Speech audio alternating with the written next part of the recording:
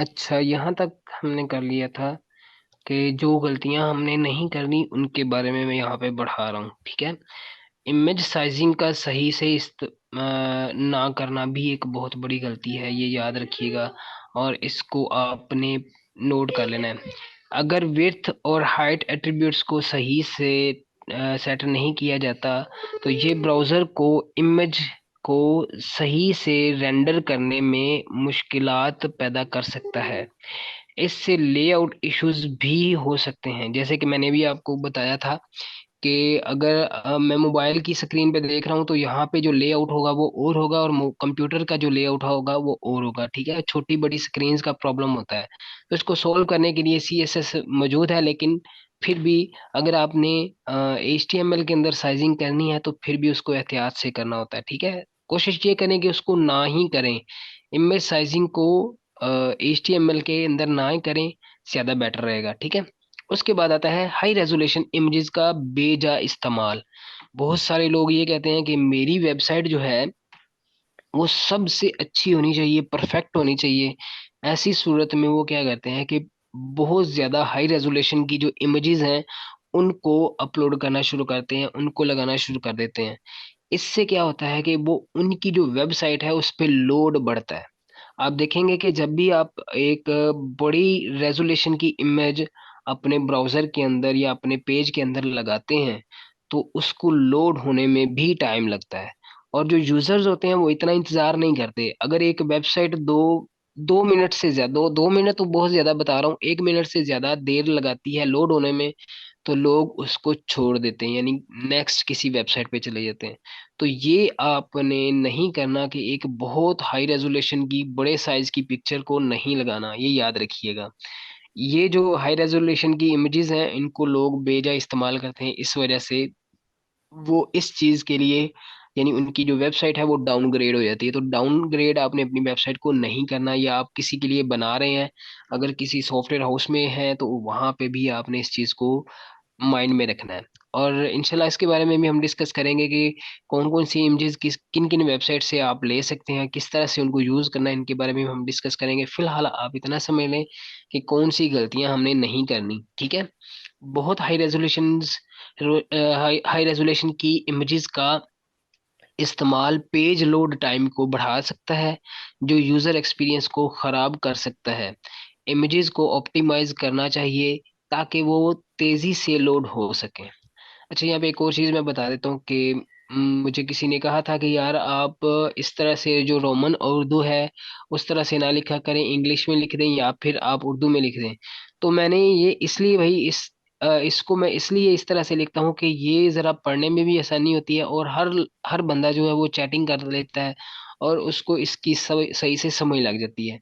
तो मेरे ख्याल में इसमें कोई एतराज नहीं होना चाहिए, ठीक है। तो ये ज्यादा से ज्यादा सभी लोगों को ये सही लगता है, ठीक है। मुझे भी लिखने में जरा आसानी हो जाती है, और आप लोगों को पढ़ने में भी आसानी हो जाती है, तो ये जरा आप लोगों के लिए ठीक है।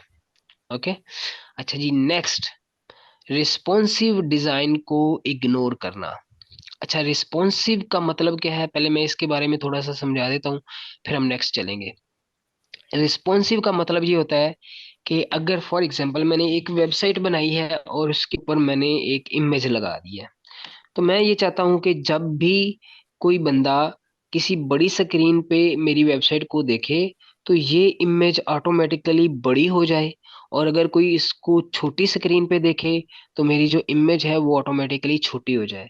तो ये जो ऑटोमेटिकली साइज का कम या ज्यादा होना है, या ऑटोमेटिकली पिक्चर्स की सेटिंग हो जाना, या बाकी जितने भी चीजें हमने बनाई होती हैं उनका ऑटोमेटिकली सेट हो जाना, रिस्पॉन्सिवनेस कहलाता है, ठीक है जी।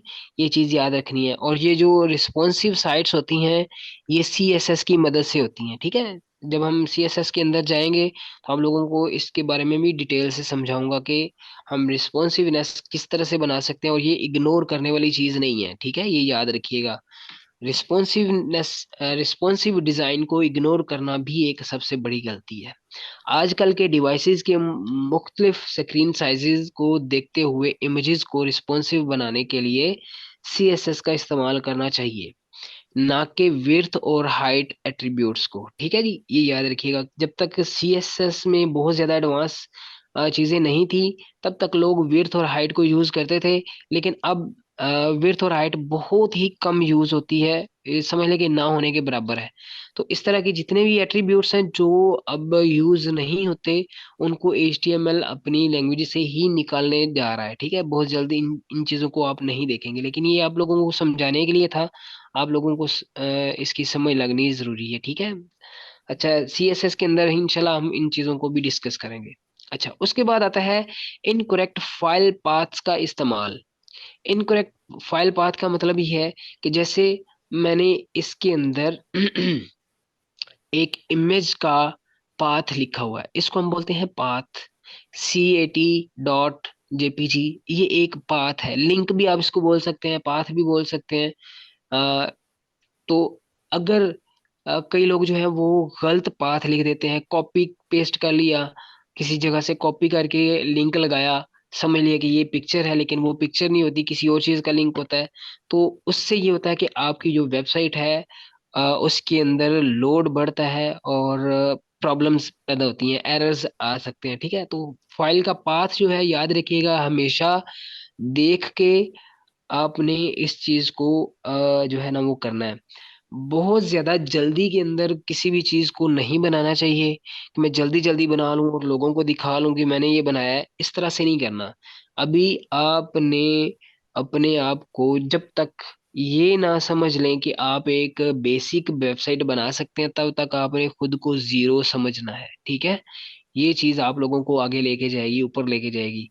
जो लोग 2 या 4 लेक्चर्स लेके ये समझते हैं ना कि बस अब मैं ही हूँ, बस इसके बाद कोई भी नहीं है, तो भाई ये नहीं करना। इस तरह से फिर आप लोग सीख नहीं सकते। ठीक है, तो जब तक आप लोग सही से किसी टीचर को दिखा के कि भाई ये मैंने बनाया है, और टीचर आपको शाबाश ना कह दे, तब तक आपने अपने आप को जीरो समझना है, ये माइंड में रखिएगा। अच्छा, जो लिंक के बारे में बात कर रहे थे कि लिंक जो है वो आपका दुरुस्त होना चाहिए, अदरवाइज आपकी जो वेबसाइट है उसके ऊपर प्रॉब्लम्स जो है वो पैदा हो सकती हैं। ठीक है, SRC एट्रीब्यूट में गलत फाइल पाथ का होना इमेज को लोड होने से रोक सकता है।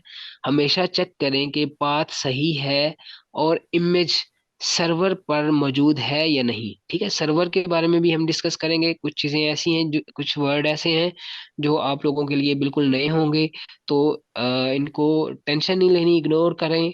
बाद में इंशाल्लाह इंशाल्लाह हम इन सारी चीजों को कवर करेंगे। ठीक है, उसके बाद आता है इमेजेस के लिए सही फाइल फॉर्मेट का ना चुनना।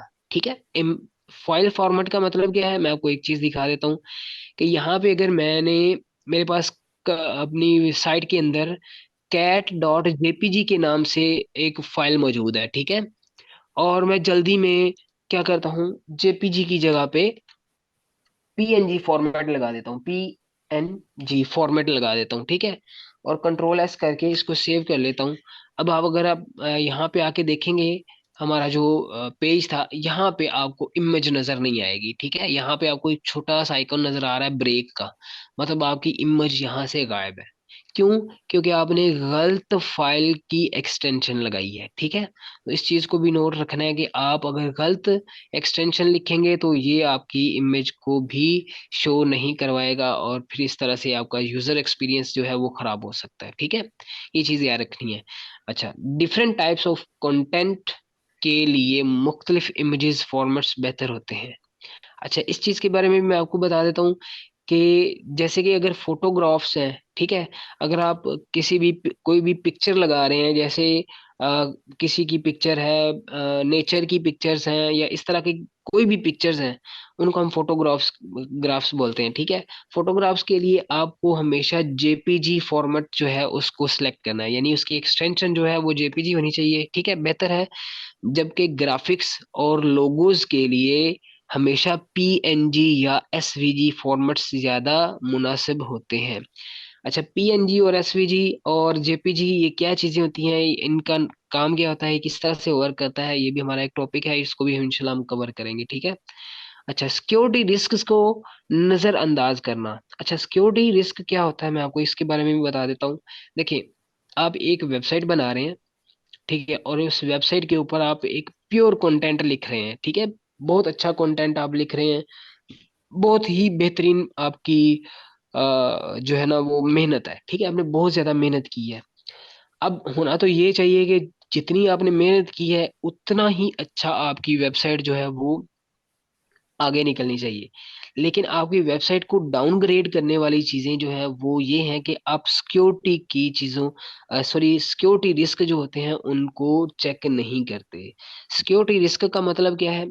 जैसे कि मिसाल के तौर पे मैं यहाँ पे गूगल में आके किसी भी जगह से, ऐसे ही किसी भी जगह से कि कोई किसी भी इमेज को कॉपी करके अपने पेज पे लगा देता हूँ, उसका लिंक लगा देता हूँ। हमने ये नहीं देखा कि इस वेबसाइट के अंदर कोई वायरस वगैरह तो नहीं है, कोई मेलवेयर तो नहीं है, मलिशियस तो नहीं है।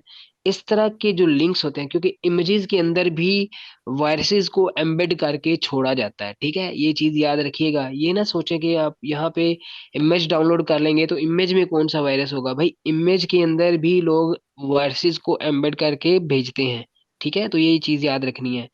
एक तो ये है कि अगर वायरस वाली इमेज होगी तो आपकी जो वेबसाइट है वो डाउन जाएगी, गूगल के एल्गोरिदम उसको पकड़ लेगा और आपको स्पैम में डाल देगा कि ये बंदा जो है ये लोगों को चीट कर रहा है। तो इस तरह से आपकी जो वेबसाइट है वो डाउनग्रेड होती है और प्रॉब्लम्स बनती है, ठीक है। इसलिए हमेशा ट्रस्टेड जो जगह होती हैं जहाँ से आपको इमेजेस लेनी चाहिए उनके बारे में मैं आपको बताऊंगा कौन कौन सी जगहों से आपको इमेजेस लेनी है। ऐसे ही गूगल से या किसी दूसरी जगह से जाके किसी भी इमेज को कॉपी पेस्ट नहीं करना, ठीक है। तो एक परफेक्ट वेबसाइट बनाने के लिए परफेक्ट जगहों से आपको इमेजेस लेनी है। वो सारे जो प्लेटफॉर्म्स हैं उनके नाम भी मैं बताऊंगा, उन वेबसाइट्स के नाम भी बताऊंगा। फिलहाल आप इन चीज़ों को ज़रा माइंड में रखिएगा, ठीक है। इमेजेस, अच्छा, सिक्योरिटी रिस्क को नज़रअंदाज करना भी एक पिटफॉल है, ठीक है। कभी कभी इमेजेस को के जरिए मेलिशियस कोड भी इंजेक्ट किया जा सकता है, ठीक है जी, यानी वायरस जो है वो आपके कंप्यूटर में या वेबसाइट में भेजा जा सकता है। इसलिए ट्रस्टेड सोर्सेज से इमेजेस डाउनलोड करना और रेगुलर सिक्योरिटी चेक्स करना जरूरी है, ठीक है।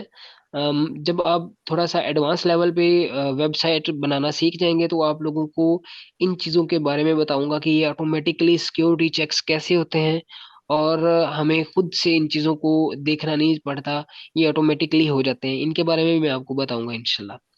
इन पिटफॉल से बचकर डेवलपर्स बेहतर यूजर एक्सपीरियंस क्रिएट कर सकते हैं और अपने वेब पेजेस को ज्यादा इफेक्टिव और एक्सेसिबल बना सकते हैं, ठीक है जी। अब यहाँ तक मैंने आपको पिटफॉल्स के बारे में बता दिया कि कौन सी गलतियां हम करते हैं या डेवलपर्स जो हैं वो कौन सी गलतियां करते हैं और उनको करना चाहिए या नहीं करना चाहिए, ये सारी चीजें यहाँ तक आपने देख ली। अब जो अच्छी प्रैक्टिस है, यानी बेहतरीन जो काम किए जाते हैं वो कौन कौन से, मैंने यहाँ पे बहुत सारी चीजें लिखी हैं, आप इनको पढ़ लीजिएगा। मैं सिर्फ जो इनके ये नोट है इनके बारे में बताता हूँ, हेडिंग्स के बारे में। अल्टर एट्रीब्यूट का इस्तेमाल लाजमी करना चाहिए, ठीक है, हर इमेज टैग में अल्टर एट्रीब्यूट का होना चाहिए जो इमेज लोड ना होने की सूरत में या विजुअली इम्पायर्ड होने यूजर के लिए अल्टरनेटिव टेक्स्ट प्रोवाइड करता है, ठीक है जी। इमेज को ऑप्टिमाइजेशन करनी चाहिए, यानी बहुत बड़ा साइज इमेज का नहीं होना चाहिए, छोटा साइज हो या फिर सही से जो भी उसका साइज हो उसी साइज पे रखना है, ज्यादा बड़ा साइज नहीं आपने लेना। और अपनी वेबसाइट को या इमेजेस को रिस्पॉन्सिव बनाना है, सीएसएस के जरिए हम ये काम कर सकते हैं। करेक्ट फाइल फॉर्मेट जो है वो आपको लाजमी लगाना है, जैसे कि मैंने ऊपर अभी आपको बताया, जेपीजी, पीएनजी या एसवीजी फॉर्मेट्स आपने लगाने हैं, ठीक है। इन कौन सी चीजें जेपीजी में होनी चाहिए, कौन सी पीएनजी में और कौन सी एसवीजी में, इनके बारे में भी हम इंशाल्लाह डिस्कस करेंगे, ठीक है। अच्छा, डिस्क्रिप्टिव फाइल नेम्स जो है और पाथ नेम, ये जो है इनको भी आपने माइंड में रखना है कि कोई भी किसी भी जगह पे आपको गलत पाथ नहीं देना, ठीक है। इसको आपने पढ़ लेना है कि इसके अंदर क्या लिखा हुआ है, ठीक है। उसके बाद है एक एक चीज होती है लेजी लोडिंग। इसके बारे में मैं आपको एक चीज बता देता हूँ कि कई दफा हमारी वेबसाइट के ऊपर हमने बहुत सारी पिक्चर्स को रखा होता है, ठीक है। मतलब वो एक मिनट जरा ठहरिएगा, यहाँ पे एलसीडी बंद हो गई। ओके, एक मिनट। क्या बन गया भाई? हम्म, अच्छा, कई दफा, सॉरी यार, यहाँ पे जो मेरी एलसीडी थी उसमें पता नहीं क्या हुआ है एकदम। ओके। अच्छा, कई दफा हम अपनी वेबसाइट के ऊपर बहुत सारी इमेजेस लगाते हैं। तो ऐसी सूरत में क्या होता है कि जो गैर जरूरी इमेजेस होती हैं वो भी लोड होना शुरू हो जाती हैं, जो बहुत ज्यादा जरूरी जरूरी होती हैं, जो हमें अपने यूजर्स को सबसे पहले दिखानी होती हैं, वो भी लेट लोड होती हैं। तो ऐसी सूरत में हमें एक ऑप्शन मिलता है जिसको हम बोलते हैं लेजी लोड। लेजी लोड का काम ये होता है कि जो गैर जरूरी इमेजेस हैं, जो बहुत ज्यादा इंपॉर्टेंट नहीं है, उनके ऊपर हम इस ऑप्शन को यूज करते हैं। उससे ये होता है कि जो इंपॉर्टेंट इमेजेस हैं वो जल्दी से लोड हो जाती हैं, और ये वाली इमेजेस जो होती हैं वो आहिस्ता आहिस्ता लोड होती हैं, ठीक है। अगर पेज पर बहुत सारी इमेजेस हैं तो लेजी लोडिंग का इस्तेमाल करें, जो सिर्फ उन इमेजेस को लोड करता है जो यूजर के व्यू पोर्ट में है, यानी जो इंपॉर्टेंट है उनको सबसे पहले लोड करें, ठीक है जी। उसके बाद आता है इनलाइन स्टाइल्स को आपने यूज नहीं करा। इनलाइन स्टाइल क्या होता है? ये सीएसएस से रिलेटेड एक चीज है, इसके बारे में हम डिस्कस करेंगे। बहुत सारे लोग जो है ना वो ये गलती करते हैं कि इनलाइन सीएसएस लिखना शुरू कर देते हैं, जो कि एक बैड प्रैक्टिस है, ठीक है। इनको आपने यूज नहीं करना है। अभी सिर्फ इसको नोट कर लें कि इनलाइन स्टाइल्स क्या है, सॉरी, इनलाइन स्टाइल्स को अवॉइड करना है, और ये होते क्या है ये हम सीएसएस के अंदर पढ़ेंगे, ठीक है जी। उसके बाद है यूज इमेज होस्टिंग सर्विसेज, कि आपको एक बेहतरीन होस्टिंग सर्विस लेनी है जिसके ऊपर आप अपनी इमेजेस को रखें, ताकि आपकी इमेजेस की लोडिंग जो है वो तेजी से हो। तो होस्टिंग सर्विसेज क्या होती हैं और किस तरह से काम करती हैं, इनके बारे में भी हम डिस्कस करेंगे इंशाल्लाह। उसके बाद आता है एक्सेसिबिलिटी कॉन्सिडेंट कॉन्सिडरेशंस, जो है वो भी आपको लाजमी रखनी है, यानी ठीक ठीक है। इमेजेस के लिए रूल और एरिया जो है एट्रीब्यूट्स का इस्तेमाल करें, ताकि वो एक्सेसिबिलिटी गाइडलाइंस को पूरा करें, ठीक है। इसके बारे में भी हम इंशाल्लाह डिस्कस करेंगे। उसके बाद आता है टेस्टिंग। डिफरेंट ब्राउजर्स और डिवाइसेस पर इमेज इमेज डिस्प्ले को टेस्ट करें, ताकि कंपैटिबिलिटी इश्यूज जो है उनसे बचा जा सके। टेस्टिंग का मतलब ये है कि आपने अगर एक वेबसाइट बनाई है और उसके ऊपर पिक्चर्स लगाई हैं या कोई चीज भी लगाई है, उसको आपने रिस्पॉन्सिव बनाया है, अब उस वेबसाइट को मुख्तलिफ डिवाइसेस पर, मुख्तलिफ कंप्यूटर्स के अंदर, मुख्तलिफ साइज की स्क्रीन्स के ऊपर ओपन करके देखें, क्या उनकी स्क्रीन्स के ऊपर वो सही से शो हो रही हैं या नहीं। इसको हम बोलते हैं टेस्टिंग, ठीक है। किसी भी वेबसाइट को बनाने के बाद डायरेक्ट आप उसको सेल ना करें, ना अपने क्लाइंट को दें, बल्कि उसकी पूरी टेस्टिंग जो है वो करके फिर से अपने क्लाइंट को प्रोवाइड करें। नहीं जी, ये था आज का हमारा लेक्चर, जो कि सिर्फ इमेज के ऊपर था। ये मैंने आप लोगों को आज का पूरा लेक्चर दे दिया है। इसके अंदर अगर आप लोगों को कोई भी क्वेश्चन हो तो आप ग्रुप के अंदर पूछ सकते हैं। और याद रखिएगा कि ये सारी चीज़ें बहुत ज़्यादा इम्पोर्टेंट हैं, और मैंने आपका जो टेस्ट लेना है वो इसके अंदर से भी आएगा, ठीक है। जो चीज़ें मैंने यहाँ पे लिखी हैं इनके अंदर से आपको टेस्ट आएगा, और इनको आपने सही से, यहाँ पे देखें, रट्टा लगाने वाली बात नहीं है, यहाँ पे आप रट्टा नहीं लगा सकते, क्योंकि ये चीजें समझे बगैर याद नहीं हो सकती, ठीक है। सिर्फ अल्फाज को याद नहीं करना, बल्कि जो उसका टेक्निकल पॉइंट ऑफ व्यू है उसको समझना है, ठीक है। अल्फाज को याद करने का फायदा नहीं है, ये तो फिर रट्टा हो जाएगा, ठीक है। आपने इसके जितने भी टेक्निकल पॉइंट्स हैं उनको नोट करना है और माइंड में रखना है, और सबसे बेहतरीन चीज ये है कि आप इस पे प्रैक्टिस करें। जितनी ज्यादा प्रैक्टिस करेंगे उतना ज्यादा आप इसमें जल्दी से जल्दी आगे की तरफ जाएंगे, ठीक है। और अभी जो ओवरऑल हमारा रिजल्ट आया है इस दफा, जो मैंने टेस्ट लिया है 3 दिनों का, वो है टोटल 84%, ठीक है। तो मतलब हम 90% तक, सारे ओवरऑल जो रिजल्ट है 90% तक अगर हमारा ओवरऑल रिजल्ट रहता है तो समझ लें कि हम सही जा रहे हैं। तो अभी अगर हम कम है, हमारा रिजल्ट कम है, तो समझ लें कि अभी हम सही नहीं जा रहे। तो याद रखिएगा कि आप लोगों की सही से ध्यान से पढ़ी हुई चीजें जो है वो ही आपको आपकी जो प्रैक्टिस है उसको इम्प्रूव कर सकेंगी, ठीक है। तो भाई ये चीज माइंड में रखनी है कि जब तक आप प्रैक्टिस नहीं करेंगे आप इसमें फेल हैं, चाहे जितना मर्जी कर लें। लेक्चर के दौरान हमें सारी चीजों की बहुत अच्छे से समझ लग रही होती है, लेकिन जैसे ही हम लेक्चर से हटते हैं और अपने दूसरे कामों में लगते हैं तो वो जो चीजें हमने पढ़ी होती हैं वो सारी भूल जाती हैं। तो बेहतरीन चीज ये है कि जैसे जैसे काम करवाया जा रहा है साथ साथ अगर आप प्रैक्टिस करते रहें अपने कंप्यूटर पे तो ये बेहतरीन चीज है। या फिर लेक्चर के फौरन बाद आप 1 से 2 घंटे बैठ के प्रैक्टिस करें, ताकि वो पक्का होके आपके माइंड के अंदर बैठ जाए, ठीक है।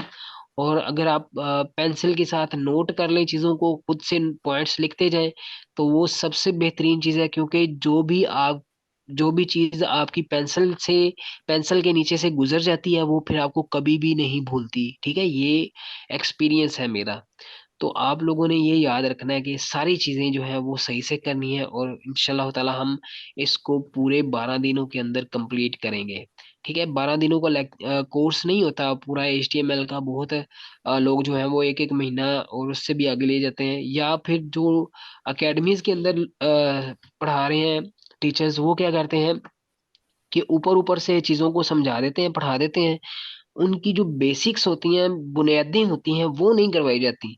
तो ऐसी कंडीशन में क्या होता है कि जब आप लोग प्रोफेशनल लेवल में जाते हैं या डेवलपर्स की कम्युनिटी के अंदर, यानी जहाँ पे डेवलपर्स बैठे हों वहां पे अगर आप बैठे हैं, तो आप इस तरह से समझेंगे कि आपका जो लेवल है, यानी नॉलेज का लेवल है, वो इन सब से कम है।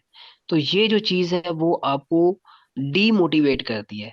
इसलिए भाई जितनी भी चीजें हैं, अगर आप कहीं से पढ़ रहे हैं या आपने कहीं से कोर्सेज कर रहे हैं, ठीक है, आप कंटिन्यूअसली करते जाएं, लेकिन जो चीजें बेसिक्स हैं, बुनियादें हैं, वो लाजमी पढ़े। मैं आपको सारी चीजों की बुनियादें भी साथ में पढ़ा रहा हूँ। तो जब तक बुनियाद मजबूत नहीं होगी, आप लोग का जो नॉलेज है वो कच्चा है। ये इसी तरह से है कि अगर आप किसी भी दीवार की बुनियाद नहीं बनाते और डायरेक्ट जमीन पे बनाना शुरू कर देते हैं, तो किसी भी तेज हवा से वो दीवार गिर जाएगी। तो जब तक अच्छी बुनियाद नहीं बनी होगी वो दीवार गिरती रहेगी। लिहाजा आप अपनी अच्छी बुनियाद बनाएं पहले से, नॉलेज से अपनी बुनियाद को भरें, और फिर उसके ऊपर अपने कैरियर की जो दीवार है उसको बनाएं, वो कभी भी नहीं गिरेगी इंशाल्लाह ताला।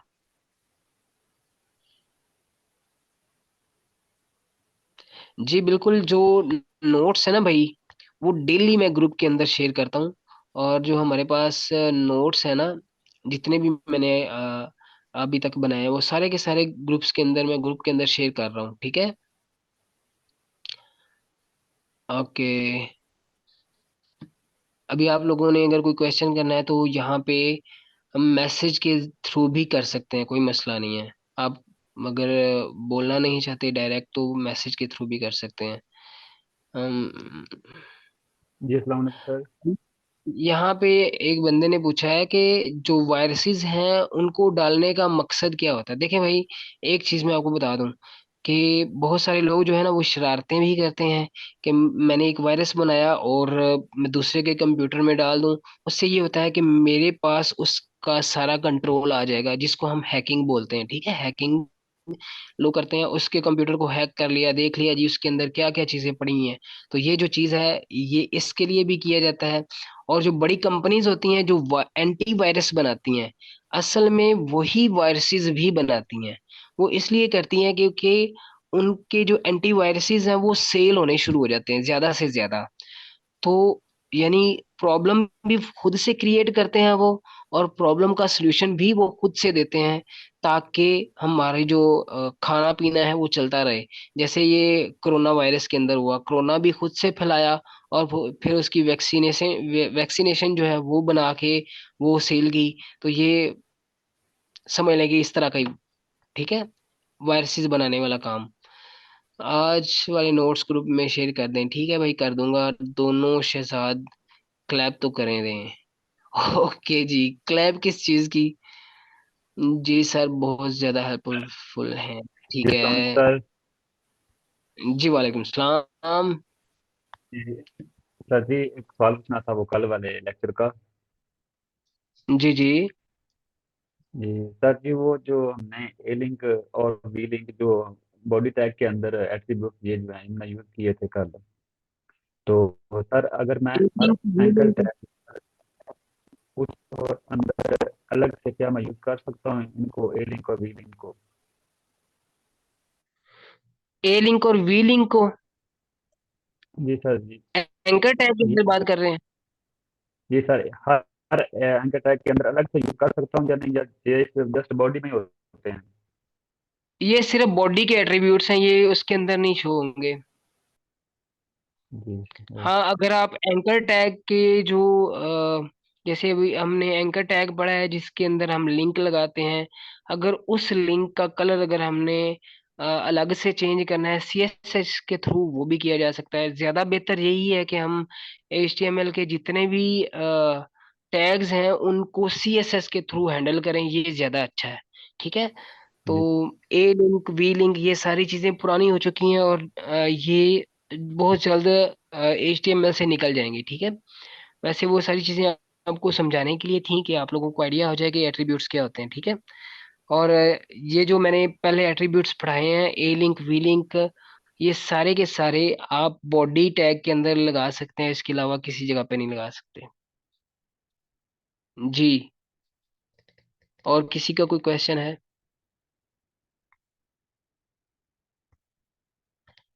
ओके।